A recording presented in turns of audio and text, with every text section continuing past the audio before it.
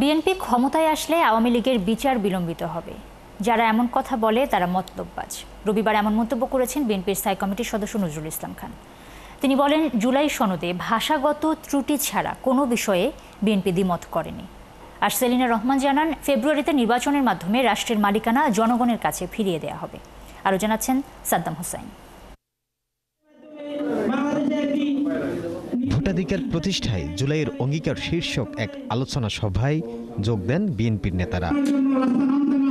এখানে বিএনপি স্থায়ী কমিটির সদস্য নজরুল ইসলাম খান জানান, জুলাই সনদে ভাষাগত ত্রুটি ছাড়া কোনো বিষয়ে বিএনপি দ্বিমত করেনি। জুলাই সনদের যে ড্রাফট আমাদের কাছে পাঠানো হয়েছে, আমরা কিছু ভাষাগত ত্রুটি, বাক্য গঠনের যে ত্রুটি কিংবা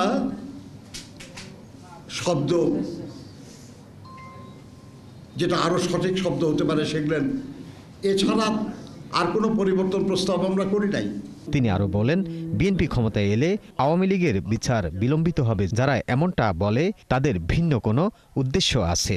আমরা যারা এত বেশি নিপীড়িত, এত বেশি নির্যাতিত, এত বেশি ক্ষতিগ্রস্ত, আমরা দায়িত্ব পেলে এই অপরাধীদের বিচার বিলম্বিত হবে কিংবা কোনোভাবে বিঘ্নিত হবে, এটা যারা বলে তারা মূর্খ ছাড়া আর কিছু না।